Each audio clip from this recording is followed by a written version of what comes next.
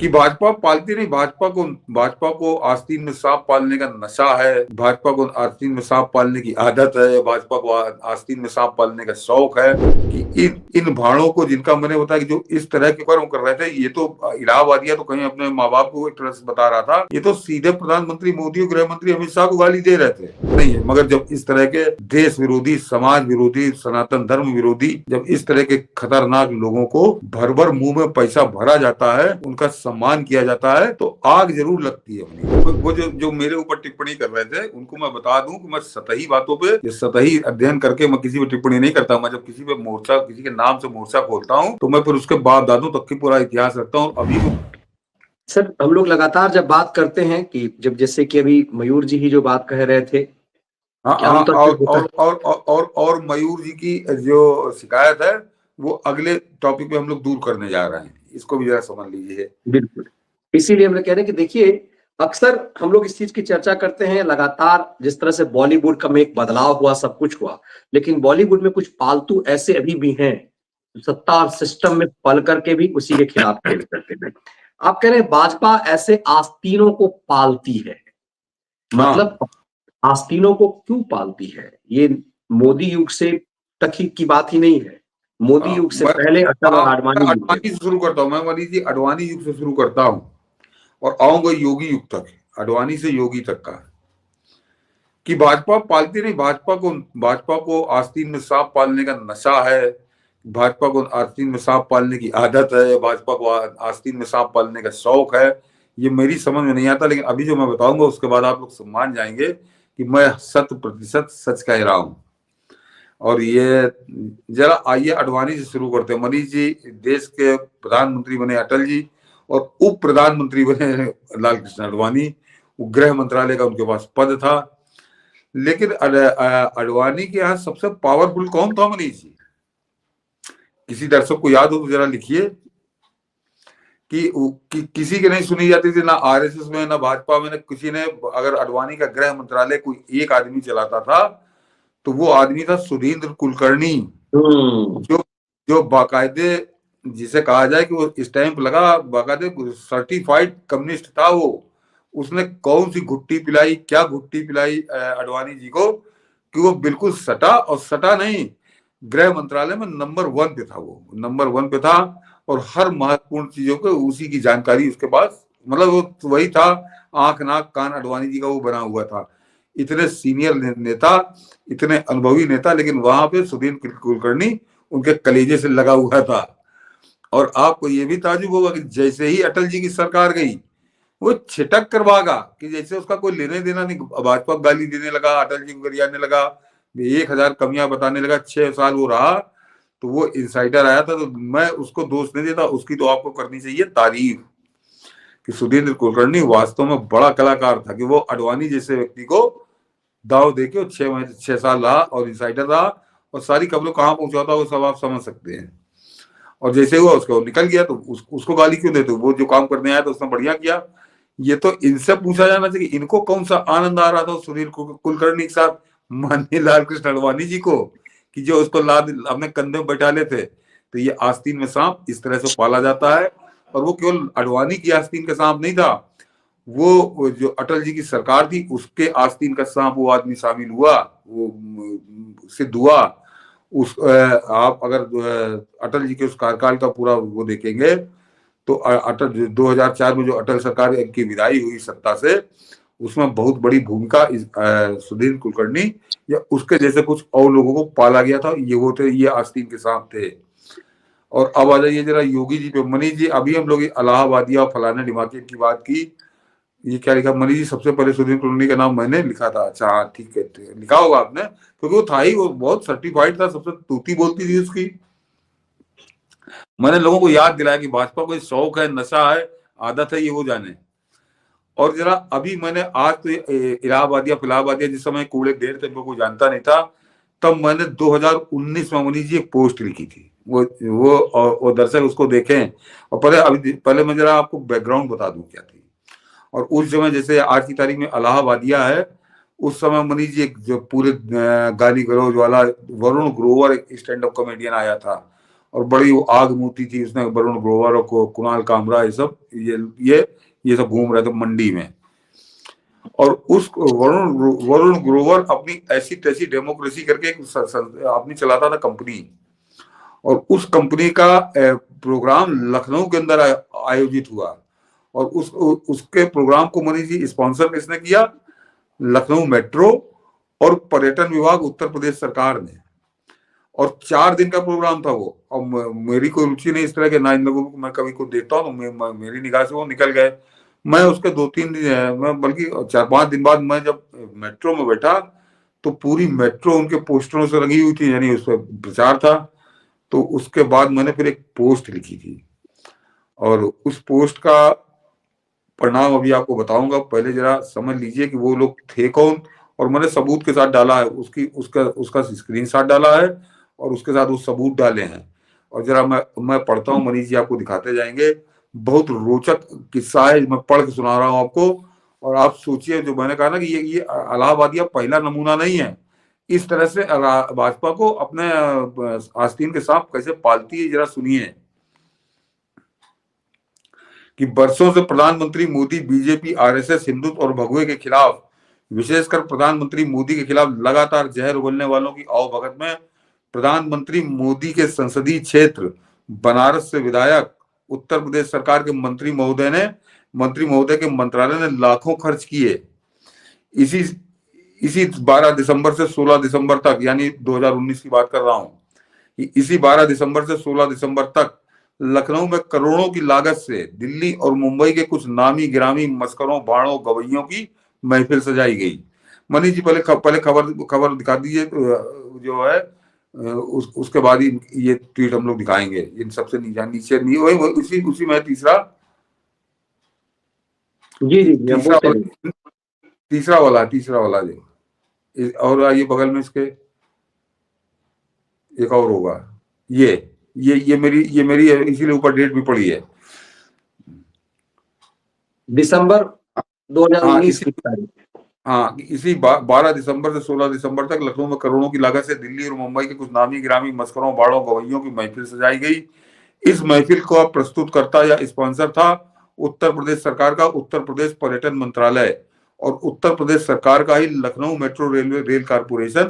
अर्थात इस महफिल का खर्चा मुख्यतः इन्हीं दोनों सरकारी विभागों ने संभाला। इस महफिल में जो भाड़ मस्करे बुलाए गए थे उनके नाम थे वरुण ग्रोवर, राहुल राम, संजय राजौरा। ये तीनों लोग मिलकर अपनी एक भाड़ कंपनी चलाते हैं। कंपनी का नाम है ऐसी तैसी डेमोक्रेसी। इन तीनों भाड़ों के अलावा अदिति मित्तल नाम की एक चौथी महिला भाड़ भी इस महफिल में बुलाई गई थी। ये चारों भाड़ बदनाम अगर होंगे तो क्या नाम तो होगा कि शैली में सबसे पहले इस देश में चर्चित हुए थे। क्यों, अब जरा सुनिएगा जो बात मैं कह रहा हूं। चर्चित हुए थे क्योंकि अपने मंच से स्टैंड अप कॉमेडी के दौरान माँ बहन की फुअड़ फास भद्दी अश्लील गालियां बकते थे। कई बार इनके खिलाफ FIR दर्ज हुई और कई बार दर्शकों के हाथों कूटे भी गए। इन कारनामों के कारण ही ये चर्चित हुए। अतः पहले बात ऐसी तैसी डेमोक्रेसी की।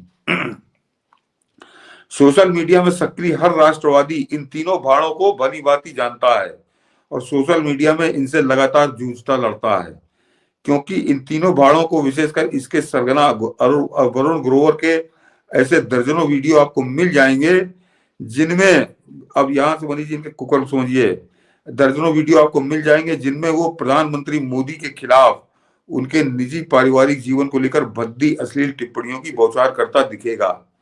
ये तीनों भाड़, अब ये इनके स्टेटमेंट बता रहा हूं, ये तीनों भाड़ कहते हैं कि प्रधानमंत्री मोदी अफवाह फैलाकर सांप्रदायिक घृणा फैलाते हैं।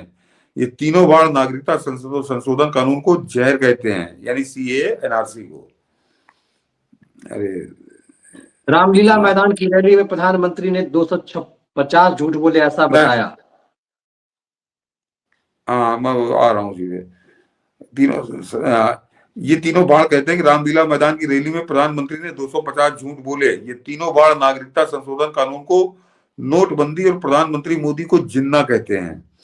ये तीनों भाड़ कहते हैं कि प्रधानमंत्री मोदी पिछले 6 साल से अल्पसंख्यकों को डराने का कोई मौका नहीं छोड़ रहे हैं।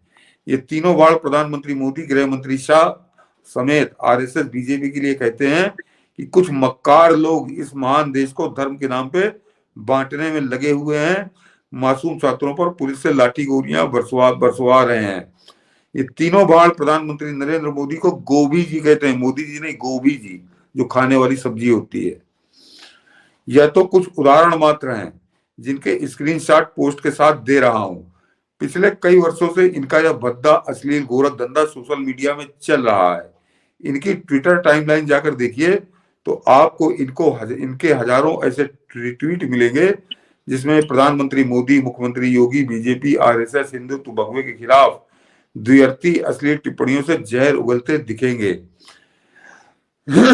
अब बात महिला बाण अदिति मित्तल की, और अभी इसके सारे सबूत दिखाऊंगा मनीष जी। इस महिला बाण की ट्विटर टाइमलाइन पर इसके ट्वीट और रिट्वीट देखिए तो पता चलता है कि इस महिला बाण के अनुसार प्रधानमंत्री मोदी के दिल और दिमाग में कट्टरता, धर्मांधता कूट कूट कर भरी हुई है। इस महिला बाण के अनुसार भारत की कानून व्यवस्था पूरी तरह ध्वस्त हो चुकी है। पुलिस आगजनी बर्बरता पर उतारू हो गई है। संयुक्त राष्ट्र तथा विश्व के प्रमुख नेताओं को स्थिति का संज्ञान लेकर हस्तक्षेप करना चाहिए। इस महिला बाण के अनुसार प्रधानमंत्री मोदी तानाशाह हिटलर के जैसे हैं, जो एक शब्द बोलकर सैकड़ों लोगों की जिंदगी और अर्थव्यवस्था को बचा सकते हैं लेकिन मौन रहते हैं। इस महिला बाण के अनुसार प्रधानमंत्री मोदी कैंसर हैं। इस महिला बाण के अनुसार प्रधानमंत्री मोदी के अनुयायी कार्यकर्ता कुत्ते हैं और प्रधानमंत्री उन कुत्तों के ट्रेनर हैं। अभी यह देख समझिए, इस महिला बाण के अनुसार प्रधानमंत्री मोदी बुरी तरह असफल हो गए हैं। तो गृह मंत्री अमित शाह और उत्तर प्रदेश के मुख्यमंत्री योगी आदित्यनाथ को तत्काल बर्खास्त किया जाना चाहिए। इन सबके स्क्रीनशॉट पोस्ट के साथ दे रहा हूं। इस महिला बाण के ऐसे हजारों जहरीले ट्वीट और रिट्वीट इसकी टाइमलाइन पर मिल जाएंगे।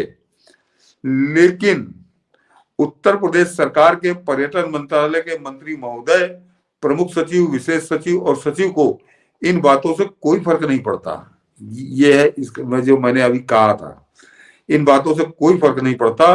देश के प्रधानमंत्री मोदी, गृह मंत्री अमित शाह, मुख्यमंत्री योगी के खिलाफ सरासर सफेद झूठ वाले आरोपों की बौछार भद्दी अश्लील भाषा में करने वाले तथा भाजपाई कार्यकर्ताओं की तुलना कुत्तों से करने वाले इन भाड़ों की अवभगत पर लाखों का खर्च उत्तर प्रदेश सरकार का पर्यटन मंत्रालय और लखनऊ मेट्रो रेल कॉर्पोरेशन करता है। तो जब भाजपाई आस्तीनों में इस तरह पाले जाते हैं जहरीले सांप, तो अगर झारखंड में कोई रघुवर दास या हरियाणा में कोई मनोहर लाल डस लिया जाता है तो मातम क्यों? बहुत महत्वपूर्ण। और अब मनीष जी, अब जरा वो ट्वीट दिखा दिए कि जो कुछ मैंने जो आपको इस स्टोरी में लिखा था, ये मेरी फेसबुक की है। मनीष जी बताया कि 26 दिसंबर 2019 की पोस्ट है। और अब उसके साथ मैंने जो आपको लिखा था स्क्रीनशॉट, तो स्क्रीनशॉट देखिए कि ये बाण किस तरह से गालियां बकते थे और प्रधानमंत्री मोदी, गृह मंत्री अमित शाह को।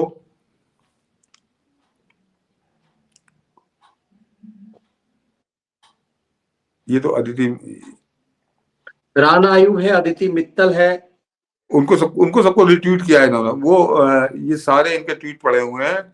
आप एक एक करके बोलूंगा तो और बहुत ज्यादा देर लगेगी। इसके मैंने सारे स्क्रीन डाले हैं, दर्शक इसको जाकर देख सकते हैं, बहुत आसानी से आपको उपलब्ध हो जाएगा। या मैं कल इसको अपने फेसबुक पर पुनः डालूंगा, आज प्रोग्राम की वजह से मैंने नहीं डाला था।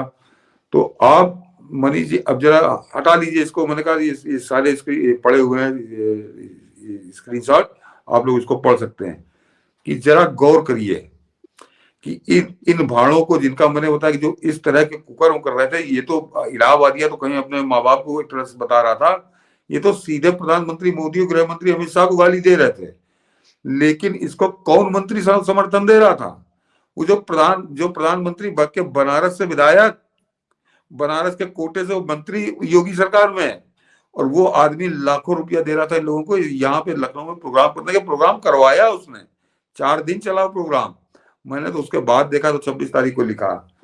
तो ये आस्तीन में सांप पालने का इससे बेहतर नमूना हो नहीं सकता। और फिर बता दूं कि वो जो मंत्री महोदय थे, उनके साथ भी कोई वीवीआईपी यहाँ पे चमचा है, वहां पे वीवीआईपी पत्रकार था, तो उसी कोटे से वो बनाए गए थे। प्रधानमंत्री मोदी इतने निचले स्तर पे आते नहीं। और मगर इसका जो परिणाम आपको बताता हूँ, ये दिसंबर 2019 में ये घटना हुई। उसके बाद फिर मैंने पोस्ट लिखी, बड़ी वायरल हुई। पोस्ट व्हाट्सएप पे हुई और लोगों ने कॉपी पेस्ट किया। और उसके बाद मनीष जी 2 महीने बाद वहां पे लग गया कोरोना आ गया। आपको ध्यान होगा जनवरी फरवरी मार्च में कोरोना लग गया, तो कोई एक्शन हो नहीं पाया। लेकिन जब उसके बाद कोरोना चला 2022 तक, उसके बाद जब उत्तर प्रदेश का चुनाव हुआ 2022 का, तो मंत्री जी का मंत्री पद तो छोड़िए मनीष जी, मंत्री जी टिकट नहीं पाए थे। मंत्री जी का टिकट कट गया तो विधायक का टिकट भी वो नहीं पाए थे। तो एक्शन इस तरह से होना चाहिए। ये वीवीआईपी चमचों के जरिए क्या कहूं, बिल्कुल वो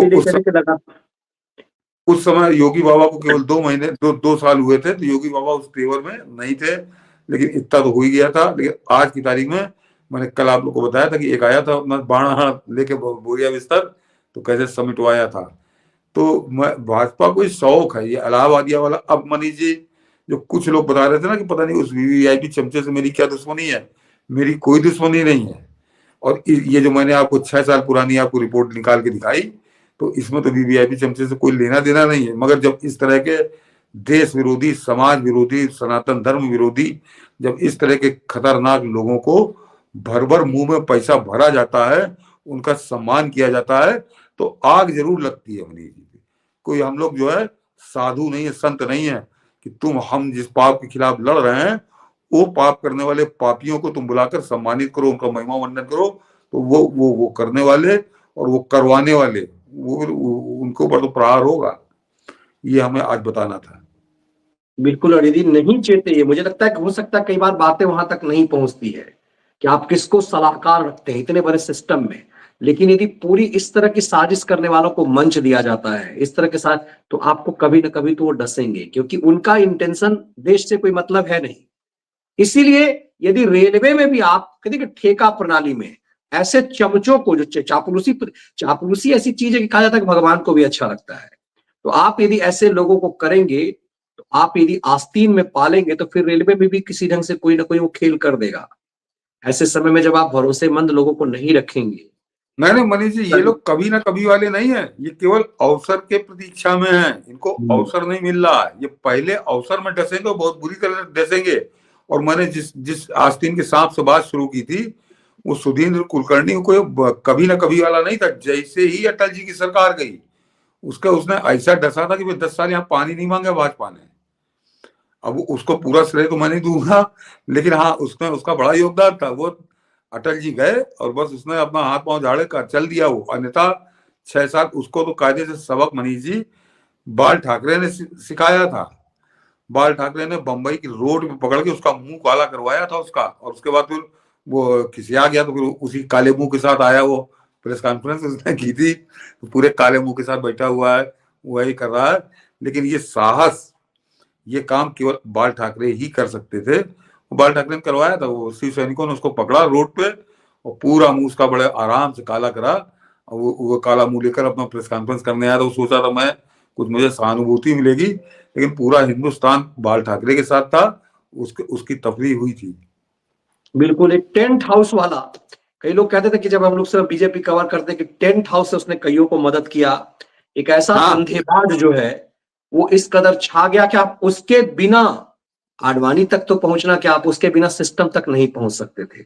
और बाद में उसने कैसा डसा ये सबको पता है। तो हमें लगता है कि हमारा प्रयास यही है कि चाहे वो वीवीआईपी चमचा कोई भी हो, उसकी वजह से यदि देश की तबाही हो रही है, तो ऐसे चमचे की चमचागिरी भले ही आपको आनंद देता हो, लेकिन ये देश की तबाही ला रहा है। वो नहीं मेरी सबको नहीं, वो जो मेरे ऊपर टिप्पणी कर रहे थे उनको मैं बता दूं कि मैं सतही बातों पे, ये सतही अध्ययन करके मैं किसी पे टिप्पणी नहीं करता। मैं जब किसी पे मोर्चा, किसी के नाम से मोर्चा खोलता हूँ, तो मैं फिर उसके बाप दादों तक की पूरा इतिहास रखता हूँ। अभी भी बता दूं कि वीआईपी चमचे का बहुत सा इतिहास है जो व्यक्तिगत है, उस पर मैं बात नहीं करना चाहता। तो ये समझिए कि हम लोग मुद्दों की बात करते हैं, जो हमारा व्यक्तिगत क्या लेना देना है, हमारा उससे ना देना, हमारा केस लग जाता है ना, हमारा पत्रकारिता के दौरान कोई वो हमारा बॉस रहा है या हमें उसके साथ काम करने का अवसर मिला है, कि कोई ईर्ष्या हमारी तो है ही नहीं, हम तो जानते हैं। लेकिन यदि ऐसा पाप है, ऐसे लोगों को प्रधानमंत्री तक कौन पहुंचाता? अब देखिए, देश का प्रधानमंत्री जो 150 करोड़ और मनीष जी बता दूं, एक बात चलिए तो बता ही दूं कि उस दिन जो हम लोगों ने वो कार्यक्रम की आपको कटिंग दिखाई थी, उसमें जो मोहतरमा उसका अनाउंसर थी, वो कौन थी? अभी दर्शक सुनेंगे तो उछल जाएंगे कि उस उतने बड़े प्रोग्राम की जो बड़ा महत्वपूर्ण था, पूरे सोशल मीडिया के इन्फ्लुएंसर आए थे, प्रधानमंत्री मोदी उस मंच पे थे, और उसका पूरा जो एक तरह से अनाउंसर क्या कहूँ कि पूरा संचालन वही कर रही थी। उनके श्रीमान जी जो है वो रेड माइक लेके घूमते हैं यूट्यूब पे, और सिवाय भाजपा प्रधानमंत्री मोदी को कूचने और गरियाने के कोई दूसरा धंधा नहीं है उनके पास। तो बीवी इधर सेट है, आदमी उधर सेट है। मूर्ख तो हम लोग हैं, बिल्कुल। मूर्ख तो मनीष ठाकुर है और सतीश मिश्रा है कि वो सेट है कि हम जब उधर वाले आएंगे तो हम तुम रहेंगे, इधर वालों में तुम सेट रहो। और उनका अगर अतीत उठाकर देख लीजिए तो घोर भाजपा विरोधी, घोर आरएसएस विरोधी, घोर सनातन धर्म विरोधी वो मोहतरमा उसका संचालन कर रही थी। तो चमचे ने बड़ी बढ़िया फील्डिंग सजाई है। फिर आपको छेड़ गई बात, तो इसलिए कह रहा हूं कि वहां पर किसी भी सनातन धर्मी का या राष्ट्रवादी का प्रवेश निषेध है। और अगर आपको लगता है कि मैं कोई व्यक्तिगत टिप्पणी कर रहा हूं तो फिर आपकी बुद्धि पर मुझे तरस आता है। बिल्कुल, ऐसे ऐसे लोग हैं जो कुछ लोग इस तरह से, कुछ लोगों ने मुझे फोन भी किया कि व्यक्तिगत है क्या, हमने उनको इस तरह से भी बातचीत की। अब इस फैक्ट हमारा इसीलिए उद्देश्य है कि सोचिए ऐसे वीआईपी चमचों से आप अल्लाहवादिया वाले खेल से अपमानित होते हैं। ऐसे चमचों के शिकार होने से जब ऐसा महायज्ञ जो कुंभ जैसा हो रहा है वो जब चोटिल होता है तो आपका सब किया धारा खत्म हो जाता है। इसीलिए चमचों के शिकार होने से बचें आप, बस मूल उद्देश्य हमारा यही है। मैंने इसीलिए 6 साल पहले, जब इसका कहीं अता पता नहीं था, 6 साल पहले मैंने ये पोस्ट लिखी थी। उस समय मंत्री जी निशाने पे थे, उस समय कोई वीआईपी चमचा नहीं था, वो मंत्री जी थे। और मंत्री जी का पूरा मैंने लिखा है उसमें पूरा, और फिर बताया मैंने कि 2022 में उनकी मंत्री तो गए गया, उनके विधायकी भी चली गई, उनको विधायक का टिकट भी नहीं मिला था। तो ये होना चाहिए और ये सरकार का असर दिखना चाहिए, लेकिन फिलहाल यहाँ पर मुझे वो नहीं दिख रहा। चलिए, हम उम्मीद करते हैं कि इसका इम्पैक्ट पड़ेगा। हमारा उद्देश्य सिर्फ यही है, खबरों के पीछे की खबर और उससे आगे खबरों के पीछे के षड्यंत्र को हम समझ सकें। और मनीष जी, इसमें एक बात और बता दूं कि वो जो वरुण ग्रोवर आया था जिसने पूरा किया था, लाखों करोड़ों रुपया वो ले गया स्पॉन्सर करा के, वो मंत्री जी का क्लास फेलो था। बाद में पता लगा कि वो तो मंत्री जी के साथ बीएचयू में पढ़ा है, इस वजह से मंत्री जी ने दोस्ताना निभाया था। तो ये चीजें जब इस तरह से पाले जाते हैं लोग तो फिर देश समाज का बड़ा नुकसान होता है। देश समाज का बड़ा नुकसान होता है, और इसीलिए हमारा उद्देश्य सिर्फ इसी बात को लेकर के है कि कम से कम हमारा तो किसी से लेना देना, मैं तो व्यक्तिगत रूप से कहता हूँ कि कई बार यदि बुलाहट भी होती है तो सतीश जी कहते हैं कि क्यों नहीं जाते हैं आप, तो भी सेलेक्ट करके सत्ता और सिस्टम से कि कोई क्या दे देगा। हमारा उद्देश्य सिर्फ नेशन के लिए काम करने का है। तो बस हम उसी उद्देश्य में लगे हुए हैं, सिर्फ आगाह करने के लिए कि यदि भारत के खिलाफ कोई साजिश रच रहा है तो उसके खिलाफ हम सचेत रह सकें और अपनों को रख सकें, नेशन को रख सकें। तो उम्मीद करते हैं कि आपको ये चीजें फैक्ट समझ में आई होगी। न सतीश जी की कोई व्यक्तिगत दुश्मनी है, न कोई लेना। दुश्मनी भी कब होती है ना सर, जब आप एक दूसरे को जान रहे होते हैं। हाँ। जब आप पैरेलल के होते हैं, वो कहाँ प्रधानमंत्री का वीवीआईपी चमचा है और कहाँ हम साधारण पत्रकार हैं जिसका सत्ता और सिस्टम से कोई लेना देना नहीं है। न आज तक 10 साल में इस पब्लिक मंच से यदि कह सकते हैं कि सत्ता और सरकार से हमने रत्ती भर कोई फायदा नहीं लिया, किसी की हैसियत नहीं है कि ये साबित कर सके। यदि पब्लिक मंच से हम यदि कह सकते हैं तो उसके लिए गट्स होना चाहिए। लोग ऐसे हुए कि प्रथम वर्ष, द्वितीय वर्ष, तृतीय वर्ष कह करके सत्ता और सरकार आई। मेरे कई जानने वाले हैं जिनका कोई लेना देना नहीं था संघ से, उनने प्रथम वर्ष द्वितीय वर्ष करके क्या क्या नहीं पाया। हमारी कोई अपेक्षा ही नहीं रही इस चीज की। तो हमारा उद्देश्य इसीलिए पाके और ठसक के साथ इसीलिए कह पाते हैं, सतीश जी का कोई व्यक्तिगत, भाई उन्होंने ना उसकी टीम में कभी काम किया, ना कभी मिलना जुलना हुआ, तो व्यक्तिगत मनीष जी इसीलिए उदाहरण मैंने 6 साल पुराना दिया, तब तो इसका कोई लेना देना नहीं था। वो तो मैंने कहा नहीं, वो तो मंत्री जी थे, बनारस कोटे से मंत्री थे। वो जब था तो फिर लिखा मैंने, वो फिर आगे पीछे जो होगा देखा जाएगा। तो वो चमचे हमचे इस टाइप के लोग चलते रहे हैं। चलिए, ऐसे आस्तीन सांपों को लोग हम सजग करते रहेंगे। कई ऐसे किस्से कहानी सतीश जी के झोली में है, हम आगे प्रयास करेंगे कि हर संडे को ऐसे किस्से सुनाए जाएं। हाँ, ये बहुत बहुत धन्यवाद आप सबका। जय हिंद, वंदे मातरम। वंदे मातरम।